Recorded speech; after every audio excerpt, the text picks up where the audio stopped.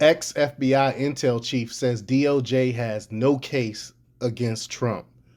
And that's what I've been saying from the onset of this, that they don't have anything against Trump. They wanted all his records to try to find something to go against him and to get rid of his information that he have on Crossfire Hurricane. And it's a ploy to try to beat down the Republicans before the midterms, and that's all this is. But before we get started, go ahead, hit that like button, share this out so we can get this information out there. Subscribe if you're not already a subscriber, and hit that alarm bell so you know when I'm putting out new stuff. Also, check out my link tree in the description. There's a link to my Patreon where I talk about things I can't talk about here. And also follow me on Twitter. There's a link to my Twitter there. I'm very active on Twitter. A lot of the news that I don't cover here, and some news that I don't cover on my Patreon, I'll post it on Twitter, so check that stuff out. All right, let's talk about this news. A former assistant director in the FBI said he believes the affidavit used to obtain a search warrant of former President Donald Trump's Mar-a-Lago reveals the government has no case against him. Quote, "We now know why the DOJ wanted the affidavit, which is supposed to articulate the probable cause needed for a legitimate search, to be kept under seal," wrote Kevin R. Brock, the former assistant director of intelligence for the FBI and principal deputy director of the National Counterterrorism Center, NCTC, in an opinion piece published Sunday. The affidavit was ordered released by a U.S. magistrate judge last week in response to court filings submitted by media outlets and third parties. The legal document, however, was heavily redacted and revealed very little about what the FBI agents were searching for on August 8th and why. Quote, "First," Brock wrote, "the affidavit confirmed that the FBI investigation was triggered in January 2022 at the request of the National Archives, which wanted certain documents, especially classified documents, that it considered to be presidential records to be turned over to it by Trump. But there appears to be nothing in the affidavit asserting a refusal by Trump to cooperate," he wrote. So, I mean, we know that he turned over, like, I think it was 15 cases of documents. But, quote, "Second, from what I have seen, I don't believe the affidavit articulates how a federal law was or is being broken. For those who hold out hope that the affidavit's redacted sections fill the gap, there's almost no chance they do," he continued. Yeah, they wouldn't, if they had that information, they would have left it unredacted so that people can attack Trump. They would definitely not redact the part that shows Trump had illegal stuff going on. I mean, common sense would tell you that. We know the FBI can't stand Trump. We know they would do anything to try to stop Trump. So of course they wouldn't redact that information.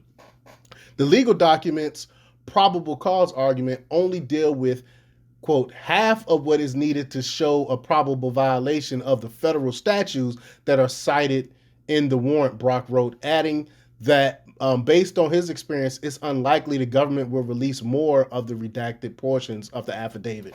Of course, they won't release more, and and and and and if they only have half half of probable cause, you don't have probable cause. And especially if you're going against a former president of the United States, you would definitely want to make sure that you have all the information to back your assertions or to back your investigation, because you know that they're going to come for you. So I don't understand why they go in this half-ass. It makes no sense to me. In order to obtain a warrant, it's not sufficient for the affidavit to only argue that there is cause to believe Trump had allegedly classified documents at Mar-a-Lago, the former official said. At the same time, the unredacted portion do not make the case that Trump wasn't authorized to have the documents at his Florida residence. We all know that the president have discretion. He can basically take whatever documents he wants from the White House because he is the head executive. I mean, come on. A quote, "A criminal violation of those statutes only exists if it can be established that the person being investigated was not authorized to possess, store, transfer, or copy those documents," Brock said. "This is an easy element to establish against anyone in America except one person," of course. Trump and former aides have said that while president, he had a standing order to declassify materials that left the White House Oval Office and were sent to Mar-a-Lago. So he declassified all that stuff. Meanwhile, Trump wrote in October on his now banned Twitter account that he had declassified some FBI related materials. He also issued an order on January 19, 2021 to declassify some FBI Crossfire Hurricane documents. And I remember when that went down.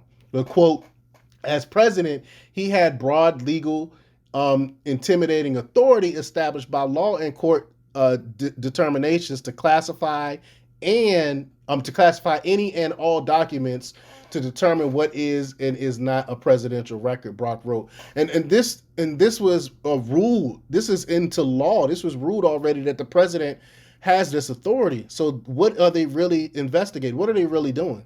Well, quote, Trump and his legal team have asserted that this authority was exercised while he was still president. Therefore, a violation of these fairly low-level and seldom prosecuted document-oriented statutes cannot be proven. And we notice this time and time again. Stuff that has never been prosecuted before, they are throwing against Trump to try to prosecute him for, because they are literally throwing everything against the wall to see what sticks. And that's what this is. It's a fishing expedition, and everyone knows this. But let me know what you think. Leave your comments down below. Like, share, and subscribe. And check out themarkrepublics.com for the latest in news. Until next time, peace.